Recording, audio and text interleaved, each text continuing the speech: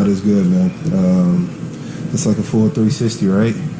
Same thing, same circumstances under Burrowhead Stadium, so feeling good about it. Did you just say Burrowhead Stadium? Yeah, Burrowhead Stadium, right? Yeah. Dropped the last two drop backs. Here he's got 3rd and 18. Make it 3 consecutive. And that, believe it or not, for Chris Jones, is his first career postseason sack in Game 14. One of the best. He had 15 and a half in the regular season, but oddly had never had a postseason sack until a moment ago. This is why Spagnuolo, genius, he's going to get him freed up on the right. As soon as he puts 32 Bolton in there, the center has to stay straight. And that allows Chris Jones to get a one-on-one against Sharping, who's a backup. This is the design, what makes great coordinators. How do you get your best player one-on-one? Delay give. Oh, look at this. That's Chris Jones just falling and smothering Mixon for a loss of about 3.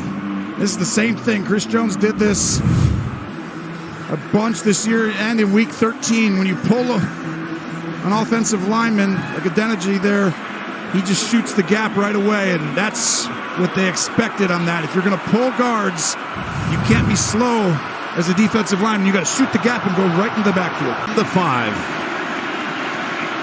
There's Burrow to the end zone, and nothing there with 4 seconds to go. And Chris Jones was all over Burrow at the end of that, and they're going to go field goal.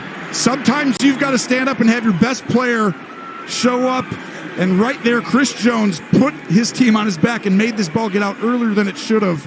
Chris Jones right there took on one guy, threw him aside, hit another, and almost got to the quarterback.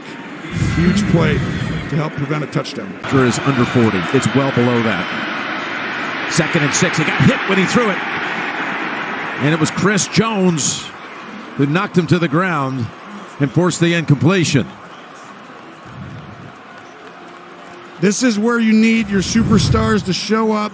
Chris Jones right over here on this side. He's going to have to go through multiple people.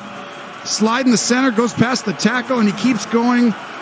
And that right there is why Burrow didn't have a chance to read out the entire play, because I think he had a touchdown to chase on that one if he had an extra second. Always have Higgins down at the bottom. Again, they were in on him, and he saved another sack. And Chris Jones just blew up the pocket. Now you got a 3rd and 7, 1:22 to go, and Joe seems to be shaken up. Yeah, right here, that's what happens late in these games. You find that Chris Jones gets a one-on-one, pushes it back, and good throwaway at the end. And a flag comes in. Oh, yeah, flag back at the 10-yard line. This is intentional grounding, I think, Jim. They call this late. Sometimes they come, they talk, they meet up with each other.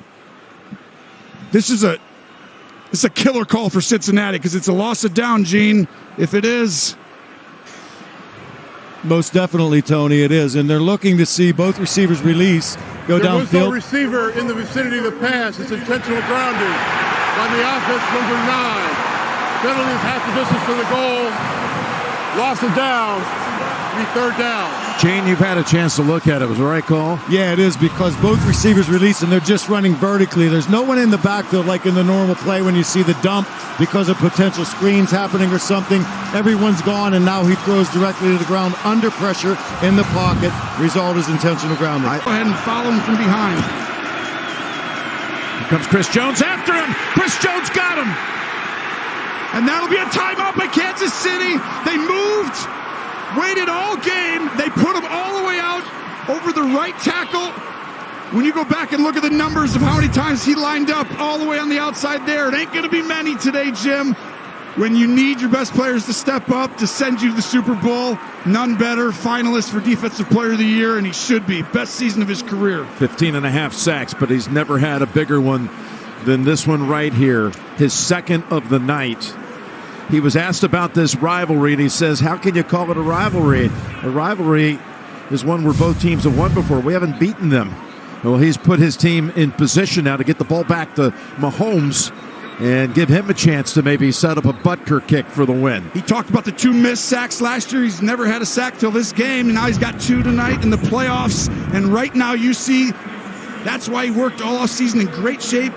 Pad level was low all year. Andy Reid, everyone's so impressed. Spagnuolo.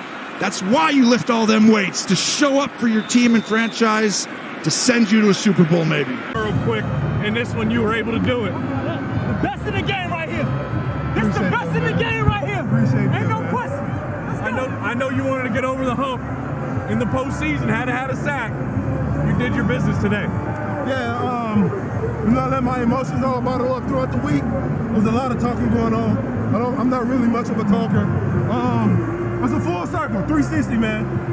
These are moments I prepared for all off season.